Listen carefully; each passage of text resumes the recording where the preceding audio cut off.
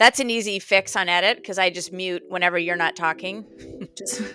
Just mute you. Yeah. Welcome to Just for Moms. I'm Charlotte. I'm Caitlin. I'm Megan. And I'm Kallie. We are regular moms talking about regular stuff like aging, parenthood, work-life balance, and figuring out what's for dinner. Again. A no judgment zone to talk, laugh, and maybe cry about all the things women think about on a daily basis.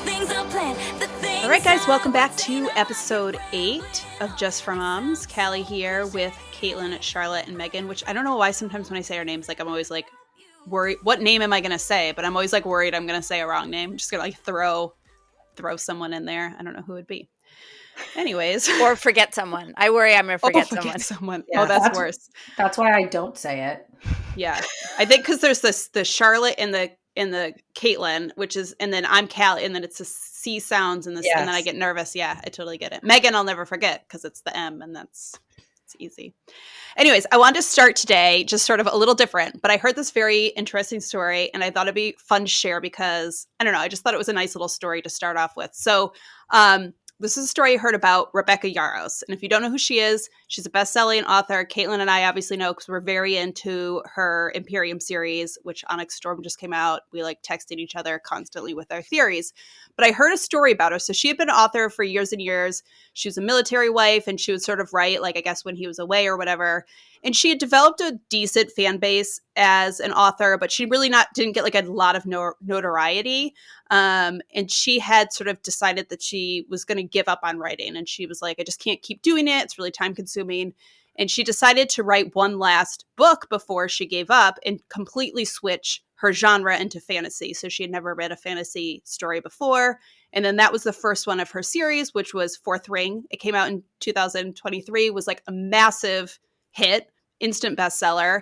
And then she came out with the following two. Onyx Storm just came out in January, which obviously was a bestseller. It was very cool. It was actually sold the most copies in either its first day or its first week of any other book in the last decade. And I just thought it was such a cool story of like one of those moments where I feel like we've all had those moments where it's like just as you feel like you're about to give up or just as you feel like you're hitting like a failure, it's like success is right around the corner.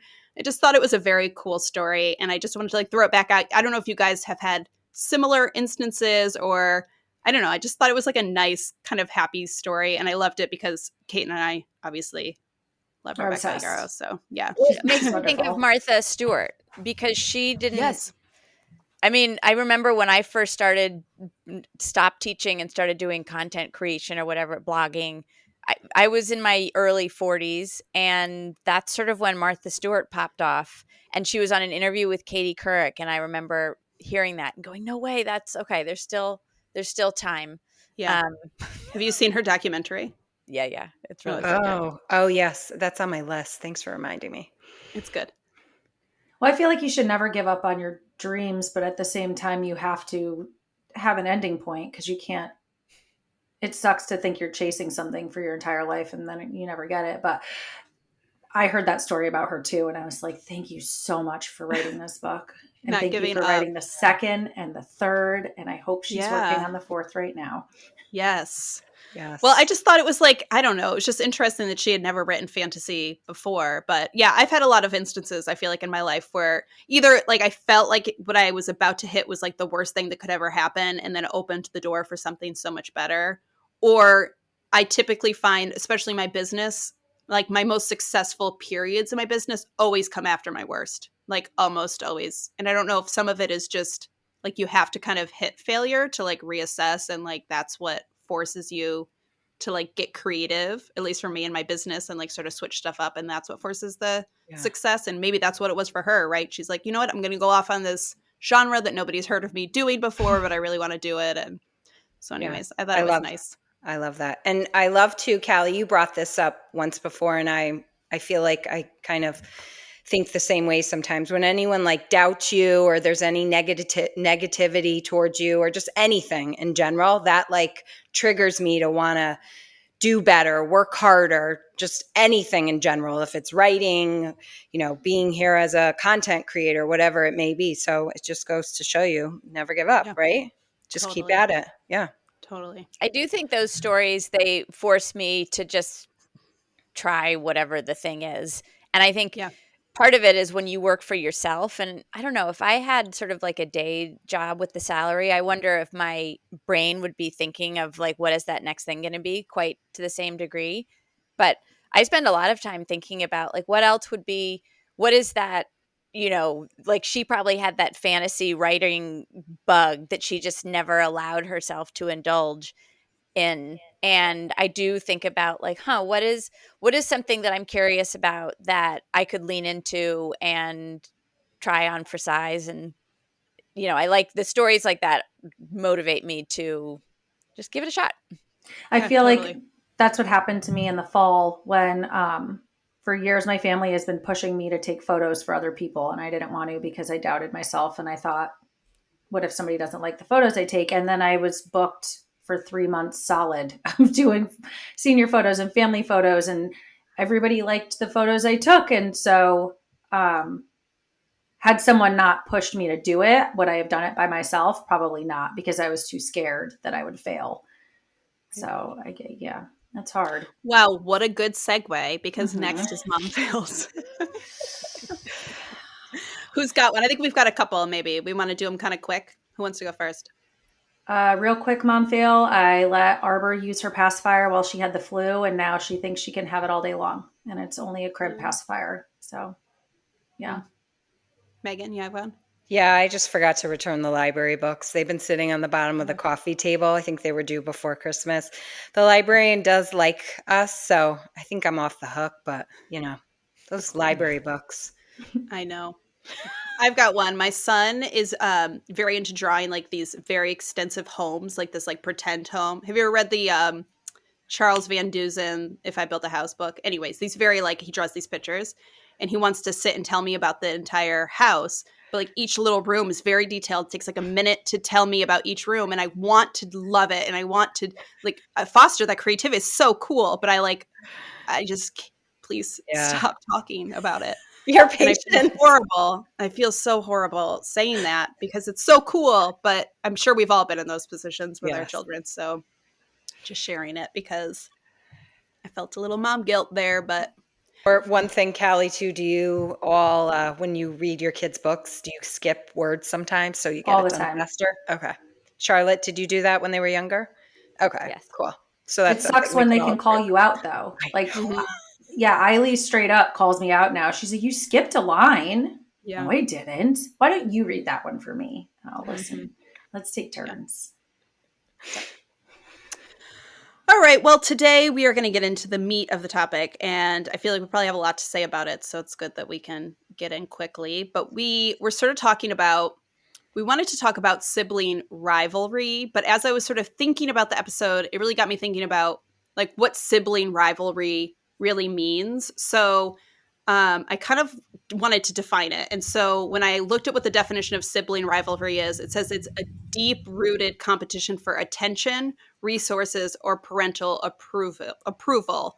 And they say that typically that will lead to like long-term tension, as opposed to what I think a lot of us sort of throw around the word sibling rivalry, but what we really mean is just like the kids are fighting or they're bickering. So I kind of wanted to define the two things, because I do think sibling rivalry is a very different thing. Like it's a very specific, when there is like a very clear competition, whether it's for parental approval or something else, versus just bickering. And we could totally talk about both.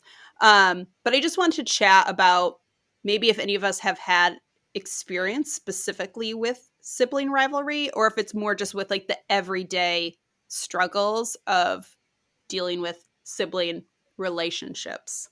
Will you guys remind me what so I have a younger sister and a younger brother. We're all 3 years apart. What is everyone else's sibling dynamic? I have one younger brother. My brother is 12 years older than me, and my sister's 3 years younger than me. And then I have one brother who was 2 years older than me, but he's passed away. How old were you when he passed? You were like, you guys grew up together. You were a little bit older, right? Yeah, I was like 22. Okay. Yeah. Because I grew up in a family where I think we did have sibling rivalry. Like I thought that was an interesting clarification in your notes, and I was like, yeah, that was us. But I don't know. I'm sorry. I don't want to interrupt. Did you say what yours was? Did I miss it? Yeah, younger sister, younger brother. Okay, I'm sorry. But That's all okay. 3 years, right? You said 3 years apart. Yeah, Mhm. very organized. But I also grew up in a time, and I've spoken to other friends my age, and I think this was just like the way people parented. Everything was very equitable. So it was like, if you read for 10 minutes with one child, you're going to read for 10 minutes with another. If that child gets a dessert, and there's nothing wrong with it, but I do think that it sets up an interesting dynamic. And I also think that I was kind of just like a very sensitive, moderately insecure, kind of a pain in the ass. And so I think I was very needy in some ways, but not in others. So I think that a lot of I was not a nice older sibling, but I felt this deep seated, like I was so threatened and sort of scorekeeping and just aware of the dynamics at home. My brother is 6 years younger, so he sort of dodged the the vitriol and all of the rage. But my sister was just this happy, sweet little middle child, comfortable with everything. And I was not nice to her. And I think I picked up on her just fundamental security. I think my parents would do a lot of like, don't pick on your little sister. Like, I think there were just lots of little things at play. And I remember the book that you had mentioned, Kallie. What was it? Sibling Rivalry? I mean, is that Siblings Without Rivalry. okay? Is it an older book? I don't know how old it is. I don't know. Like, what do you mean by older? Like, would my mother have had this on her No, nightstand? Okay. no, I don't think so. Then she had a book on her nightstand about sibling rivalry. And I didn't like it. I wanted to get along with my siblings, but I just remembered not being cool with it.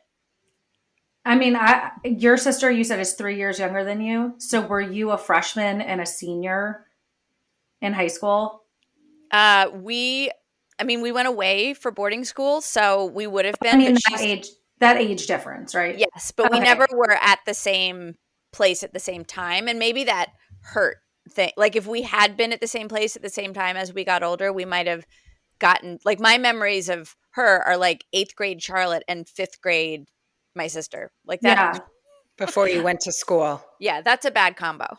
My sister and I will sit and talk with people, and they won't believe when she'll say that I was mean to her growing up because I've kind of blocked it out. But my senior year of high school, she was a freshman, and I apparently was very mean. And I don't know why. I think it had to do with the fact that my parents, and they'll say this, that she was the youngest. They were more lenient with her. They let her do whatever she wanted. She was dating an older boy. And so I think I was mad about it. And so I just in turn was mean to her. And in my mind, though, she was mean to me because, and she'll say, I walked in your shadow. And there's this, my freshman English teacher was one of my favorite teachers, and she loved me. And then when my sister had her 3-4 years later, she did not like my sister. And she straight up told my sister, "You're nothing like Caitlin." And so that created this issue between us. And so there's definitely rivalry was there. I mean, I don't think it's there anymore with us. We kind of just laugh about stuff now, but high school was rough, like those years. Yeah, I think a lot of mine was probably just a deep-seated envy or jealousy just at the comfort level that I perceived her to have. And then again, once I got old enough that I felt more comfortable in my own skin, it wasn't such an issue. But I think that sort of knowing has led to how I parent, because I don't think my kids have that same, I mean, they bicker, and I have one child with ADHD who tends to sort of lock in and hyper focus. And so if that child has decided that the target of whatever frustration is going to be, the younger sister, then that's just going to be, he's going to lock into that for a week or whatever. But it's not the same dynamic that I remember feeling as a child. I'm the same. I'm hyper aware of it with my 3 daughters, and my middle daughter will often say things that sounds like something I might have said or my sister would have said, and I'm so quick to shut it down, because if somebody's being treated differently, it's not on purpose. And I'm just trying to parent you guys the way that you're supposed to be parented according to your makeup and your personalities and whatnot. But this is only the beginning. I know that I'm going to hear this for years, and I can Yeah. just try my best to make sure if they're going to like beat each other up, then they over whatever they're, feeling jealous or whatever, that they don't break any bones. Yeah. So you're both saying that you feel like there was obvious sibling rivalry when you were younger, but do you feel like you've fully grown out of it?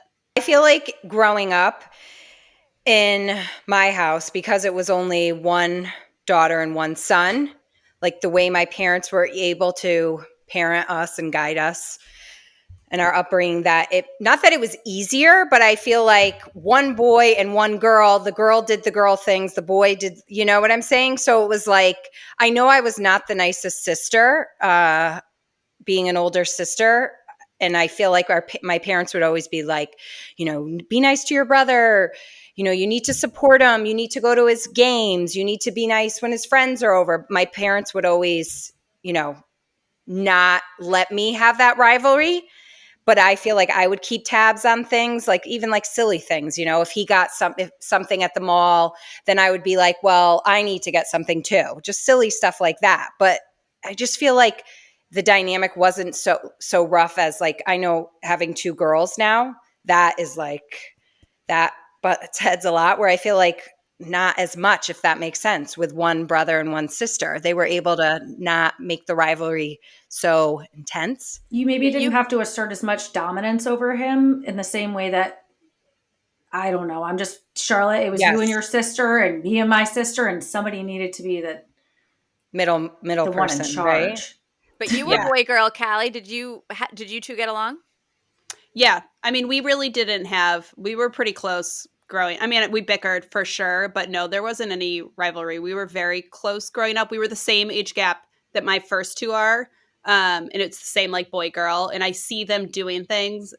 And my husband with his sister were like an 8-year age gap. So he just like can't remember it. I'm like, I remember doing these things. Like, I remember it being just like that. Yes. But it's funny you guys say that, because actually when I was researching for this episode, they were saying that same genders being close together tend to be more common to have rivalries. And that obviously they say two boys together, it tends to be more of a physical rivalry, where with two girls together tend to use more verbal abuse, as they will. But I mean, they did say that. They literally said if it goes boy, girl, boy, it tends to sort of break it up, and just statistically it tends to be a little bit less. So I guess, how does that sort of play into, Caitlin, you sort of talked about how does that play into then how you parent and how you deal with fighting? Or I guess a lot of it with sibling rivalry is the competition, but that's sort of like comparison, me versus my sister, or the keeping tabs on who got what. Yeah. For me, I don't know if you were asking Caitlin, but I'm going to answer. For me, I think I try to focus very specifically on who each of the kids are. I think because I felt like I was sort of lopped into, like, just you're one of the kids. I think part of it was that I don't know that I felt individualized as much as I needed. And again, there's no way to know if this is perception or reality. So I do think that I try to really be specific with each of the kids. And so there's not a lot of like, be nice to your younger sibling because they're younger. It's your younger sibling looks up to you. That's a dynamic I need you to be aware of. That's why you should, I don't know. I guess I just am a little more deliberate with the way I communicate. I don't force any of them to be with each other, but I also think I call a spade. So if they are bickering, it takes two to tango. So it's not just like the big kid. I got a lot of just stop. It's your fault. And I was so frustrated that my younger siblings never got any responsibility. I'll be very quick to say, you're part of this, younger sibling. Yep. We just have a lot of them. So I think at some point there's just not as much time for navel gazing. You just got to kind of move on and figure it out, which I don't know if that helps. Yeah, no, I feel like my daughters, they are 2 years and 5 months apart exactly. So I definitely feel the rivalry of even like silly things, like fighting over, like, I'm sure this might happen in your house too, Caitlin, like stuff from Sephora, CVS, Starbucks. It's like silly, not really important things, but they butt heads about it. And it's just, I just kind of try to just like wash it out. And I'm like, we're not fighting about this. We share in this house. What's yours is hers. What's hers is mine. And, you know, if like, let's say Nico's soccer game, when he comes in the door, I'll be like, ask your brother how his soccer game went, you know, how did he do? You need to ask him. I feel like it's a lot to do with the parenting. And I know I was the way I was parent too. It was like, you know, ask your brother how his day went. And I'd be like, how was your day? You know, even though I didn't want to ask. And then another thing too, that my parents did, that here I am being my parents, they would always be like, you know, tell your brother you love him. Tell your brother like this, tell your brother. And like, still today being 42 and my brother is going to be, how old's Jared going to be? I'm 42. So he's 4 years younger than me. He'll be like, all right, bye Meg, love you. And it's not like, it's just from like our parents always being like, you know, you need to show you care for your brother. You need to support your brother. Like, and I feel like all siblings, you know, do have their moments, of course, the bickering and the fighting, but I feel like having my kids now, I just always try to just nip it in the bud. And I'm like, that's not happening. We're not fighting over like, you know, dry shampoo, like share it. You're making me realize, Megan, that was not part of my parents. That was not part of their thing. There wasn't a lot of coaching. Yeah. And I don't do a lot of coaching, but I agree with you. I think that's a nice message. I mean, I will say ask how so-and-so's game was, Yeah. but I don't know. I think that's something maybe I could do better with is, you know, did you congratulate your brother? Tell them you love, Yeah. That's a good thought. Like we had like a violin concert for Gianna a few weeks ago and Nico had basketball. And I said to him, you're not going to basketball. And he was like, what? And I'm like, no, Gianna has a violin concert. We're all going to the concert. And he's like, well, I don't want to go. I'm like, no, you're going. And, you know, once he got there, his friends were there. So, of course, he was fine. But, like, he was pouting till we got there because he didn't want to go. But I try to tell them, you got to support each other. And, you know, that's that. This can nip you in the bud. I get too much into a lot of my daughter's quarrels, and I've taught them now to explain in detail why they're mad at one another, which then in turn has them chasing me around the house trying to explain why they punched the other one in the neck and trying to validate that, you know, she deserved it. But I don't know why I do this, because I don't think my parents did this in my house at all, but I am very aware of how they treat each other and why they're doing what they're doing. So, and calling them out, being, you know, 9 out of 10 times, if there's a fight and Annabelle saying Eiley did something wrong, Eiley probably did something first. Or no, Annabelle probably did something first. My oldest is very sneaky, and she'll be like, oh, I didn't do anything wrong. And then you find out, you know, Eiley walked by and she pulled like a piece of her hair. And she'll say she was just playing, but that turns into World War III. So we talk a lot in our house about everything. And I do try to coach. Yeah. And now as I'm talking, I'm realizing my parents didn't do this. And I wish that they did, because me and my sister, there was a lot of miscommunication.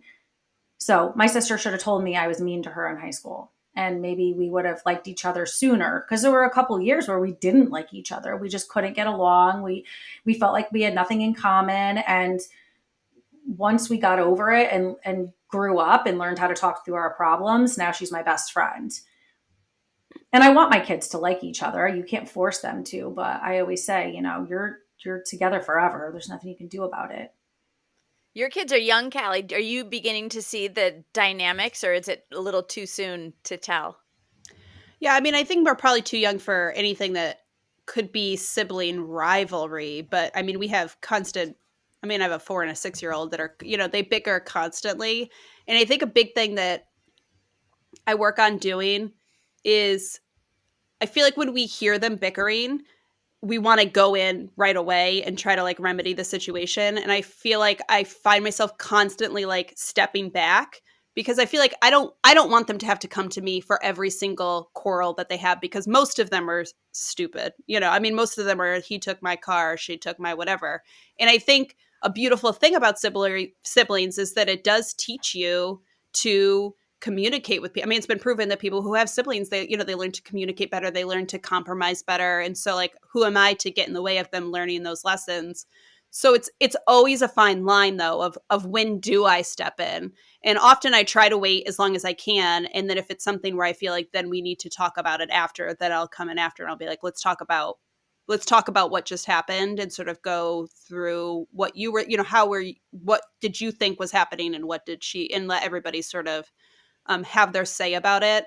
But my kid's age, typically if I get involved too early, it just becomes this name calling. Well, he did it, and well, I did it because he did it, and it's just very unhelpful. And I find that lots of times if I sort of step back, I'm like around the corner, they can remedy it themselves a lot of the time. And I find that that's really nice for them to be able to do that. And again, I don't want them to have to always bother me. They have a rule at the kids' school, and I forget exactly. I think they call it 3 before me. And the idea is that they're supposed to try to find 3 other people or 3 other ways to solve a problem before they come to you. So it's sort of that same idea. But yeah, I mean, it's different because it's little kids, but we definitely. Do all of your children get handsy with each other? Slap each other around? Oh yeah. Yeah. Lots of hitting. Charlotte, do your kids hit? Certainly not anymore. I don't remember there being too much hitting. That's good. I may have blacked it out, but I think our birth order was helpful because we have the girl boy.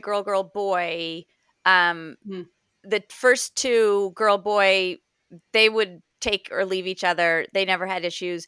The 2 girls in the middle, they're very different, so they get along. But my middle is just so chill that she's almost like she wouldn't even bother to bicker. She just would walk away. It's just the mediator, right? She's just it's like she roll her eyes. Special. Yeah. I like that. Yeah. I mean, she's sneaky. We used to laugh that if it just in a very sort of savvy way, we would laugh that she's going to be the one like peeking out from behind the dumpster as the kids are getting put into the back of the cop's car one day. Like she's involved, but she knows enough to just back away when shit's about to hit the fan. Yeah. Yeah. And I think dynamic is so, because now that my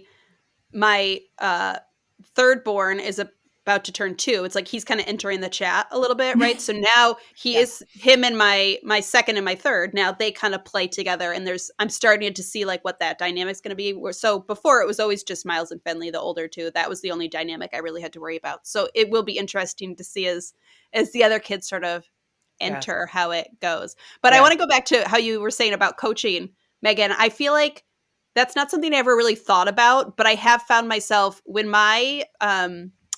I would say when my second born was like 1, when she got to the age where she could sort of like walk around and knock over my son's towers, and he would start to get mad, and that bickering started to happen. I remember we had like a really rough time, and it was that I hit that point of like, what did I do bringing like another child into this situation? Like I felt like I couldn't ever leave them even alone for a minute because somebody was going to do something to bother somebody else. And I remember I would just like talking to them, and I would in my head say to them, like, well, Miles is your best friend, or Finley is your best friend. You guys are brother and sister. You guys are best pals. And it was almost like the way that we talk to them, they do internalize it a little bit. And they have since sort of said those things. And I don't expect that they're going to be best friends forever. And I know that they'll probably have times where like it comes and goes. But I think the way that we talk to them about each other and their relationships with each other, I do think that it matters. And the book that you talked about, Charlotte, the book Siblings Without Rivalry, like I cannot recommend it enough. I feel like it's for slightly older kids than my kids. Like maybe Miles is starting to get into it, but it was a really nice book to read just about the general like foundation of sort of how you speak to your children about the other children in the home.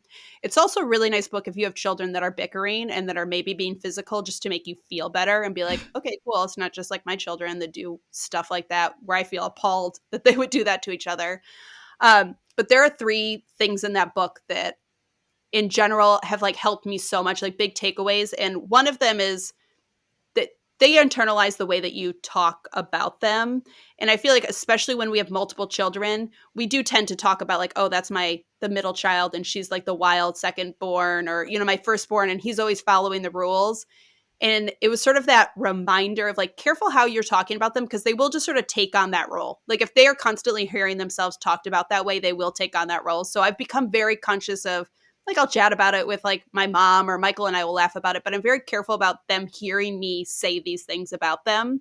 And then the other thing that I thought was really interesting in the book is how we can say, hey, we're all best friends. Like this is a family and we all love each other, but still allow them to have the ability to air their frustrations.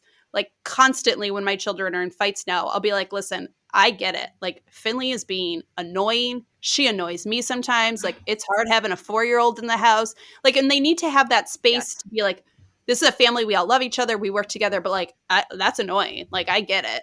And to have that space to be able to do that. Cause I do think that sometimes we're always just trying to be like, no, we all love each other. And then they just feel like, no, this sucks. And this is annoying and I don't like it. Yeah. I feel like this is when the school counselor in me comes out, because if there's bickering, like I'm not going to solve it. More often than not, I will, I have one child that is always the victim and is very emo. And so my tack with her is usually, validate how you're feeling. This is so frustrating. I hear what you're saying. I don't like it when, that sibling does that either. It's a pain in the neck. It's annoying. You're right. However, you have got to learn when to stop. Like she could go on for hours being the victim of whatever. And it's like, you got to cut the cord and just get out. And then, when the older kids are being tough, I will pull them aside and, illuminate a little bit and say, you have no idea what it's like. Your younger siblings look up to you so much. And so, when you say X, Y, or Z, that just, I do try to kind of be a little more, what's the word? I guess illuminate what might be going on to shed some light on those dynamics. And I don't remember that happening with my parents so much. So I don't know if that is part of it or not. I feel like in my house, it's like a trickle effect. Like we have Ava, the oldest, then Gianna, then Nico, and Ava's mean to Gianna and they butt heads. And then Gianna's mean to Nico and it just slides down. But one thing I've noticed is sometimes I'll vent to Gianna about Ava, like, oh my gosh, she missed the bus again. Like she needs to get it together. Like, I don't understand. And Gianna will be like, even though Ava is so mean to Gianna will be like, Mom, you know what? Like, just be quiet. Like, she's going to do what she wants to do and just drive her to school. Just do it and stop talking about it. And I'm like, wait, isn't she always mean to you? Like, why do you have her back? Like, it's funny how they stick together, even though there's that like rivalry. And it's, it happens so often. And I'm just like shocked by it. And I'm just like, okay, maybe they do like each other. Like they just don't like show it. I love it when they band together. When they band, like if they'll come up and tattle about like so-and-so's watching a movie and I'll be like, listen, you're welcome to share that information with me, but they're the only sibling you have. So if I were you, I would keep that to myself because the next time you're sneaking a device, guess who's going to come and rat you out? I always tell my two oldest, like, you guys are in the trust tree. Be in the trust tree together. Yeah. Unless it's something bad, then come tell me. But don't tell me she snuck the slime out in her bed to play with it again. Our biggest problem right now in our house is not my two oldest fighting all the time or bickering or taking each other's stuff. It's my toddler who is trying to show everyone that she has a place in this family too, because she is straight up mean. Yesterday, she just walked right up to Annabelle. She did something really naughty because she wanted Annabelle to play with her and Annabelle was doing her homework, but did that to Annabelle and Annabelle's yelling at me like, I don't know what to do, Mom. She's doing this and I'm trying to do my homework. And I'm like, she's showing you she's the boss. Well, she's in that cause and effect stage of development, which is, it's so aggravating. But when I had like a grad school class on it and I was like, that's actually fascinating. She's trying to establish like, what are the systems that we have in place in the world, in my family. And so like, they'll just keep doing it. And it's like, okay, so that was too far. Is this too far? And it's like, it's compounded because she has these two older sisters that I'm sure she just like worships the ground they walk on. Right. Oh, so she's trying to. Yeah. She loves them. And then, she'll play favorites and she calls Annabelle Abbas and Eileen's Aya. And she'll go up to Eiley and she'll say, I don't like Abbas today. And I'm like, please don't say that. We don't say we don't like each other. But she just plays off of them. And it's more fun actually than frustrating to watch it, as long as it stays tame, because it is, she's only 3, and it's interesting to see how she navigates the world. Yeah. I also think what's interesting, and we can start to wrap it up, but is that each of my children sort of navigate in the way that they bicker differently. Like my oldest he's one of those people that like he wants an apology when he feels like he's been wronged. You know what I mean? Like that's what's going to make him feel better. Or he wants Finley to come over and, like make up, where Finley's fine to just like move on. Like, okay, well, we fought. So that's a whole dynamic too of like making each of them. Like, I'm not going to force her to just apologize when she doesn't feel sorry or she doesn't know what that means even developmentally. But it's like he really wants that. So that's like been a whole sort of piece to navigate. We had this moment this past weekend where she ripped one of his books and he was very upset. He really wanted her to say sorry. But I was like, just her, first of all, forcing her to say sorry, like, what's it going to do? But I ended up taking her downstairs and she taped his book back together. Aww. And so kind of went upstairs and like gingerly gave it to him. And like, it was just this like really beautiful moment. It was like her sort of way of saying sorry. And he felt like he had gotten like that apology that he needed. But that's like a whole nother piece too, right? Because they're all going to feel different ways when they feel like they've been wronged, or certain ways that are then going to make them feel better. And the way that they apologize. Yeah. Eiley will write everyone in the house an I'm sorry note for everything. And Annabelle, she'll be like, let's just hug it out and walk away. And I'm like, no, you got to do a little bit more than that. Maybe you should write a letter like Eiley did. I have one that doesn't, they're so busy kind of thinking about the next thing or like their own world that it's very hard to kind of teach. When you did this to this sibling, like it just doesn't occur to them to understand how that person felt because they've just moved on. And I've had times where it's like, I need you to understand that this is one of my children. I love this child. And when you say or do X, Y, and Z, like you're hurting me too, because it's like, it's like this psychological warfare of parenting is never ending. And I think that does resonate because in their brain, siblings are just like a different category. They're just, you can like step over them, but to bring it back to just the humanity of it is a tack that I've had to take rarely. It's not my favorite moment, but I don't know. I feel like we're always just trying to figure out. I agree, Charlotte. I always say to the sisters in my house, like, how do you think that made her feel? Do you think that made her feel good? Because it probably didn't. I feel like I'm always the feeling person like you. I don't like that they talk nasty to each other or do things to each other. I'm sure it hurts them inside.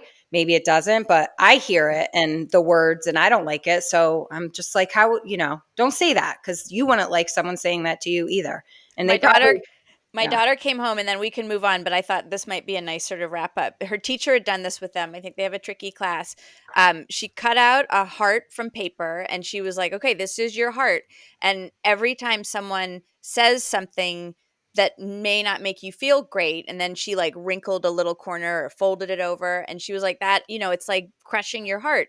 And she was like, I can like smooth the heart back out, but you will always see the wrinkles that were there. So it's sort of the opposite of sticks and stones, I guess. So it was like, you'll move on and you'll probably be fine, but you can't like some of the things that you guys say to each other, to your point, Kallie, it's the best part about having siblings is that it's like a dress rehearsal and you get to practice. But I do think there's a time and a place when, as parents, that's also our job to say like, okay, time out.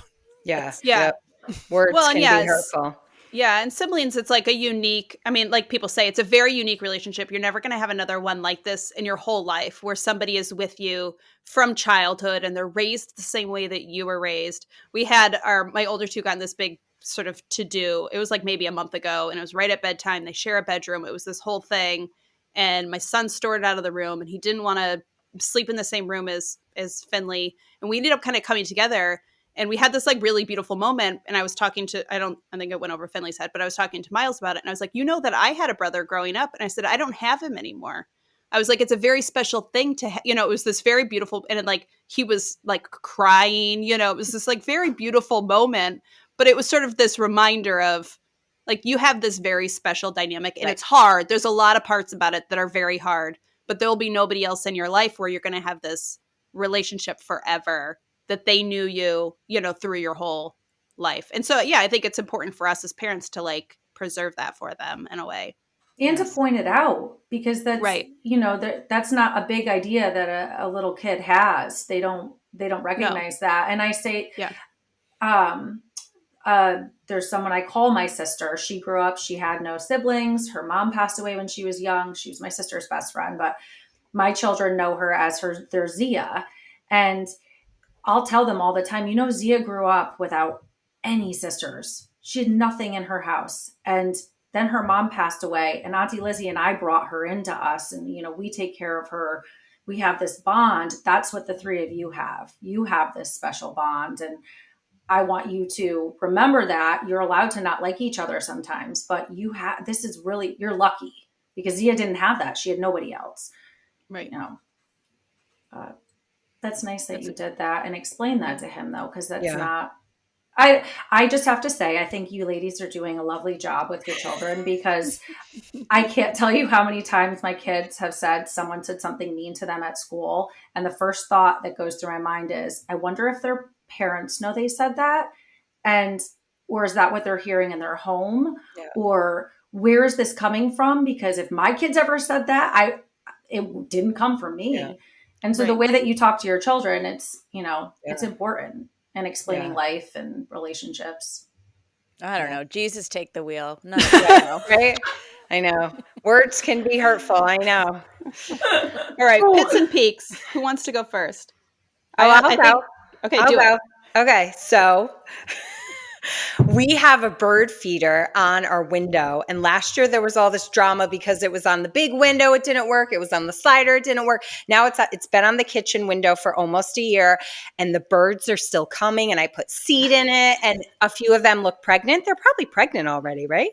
No, they're just fat. It's winter. Oh, okay. I didn't know. Don't the robins have their babies in March or something?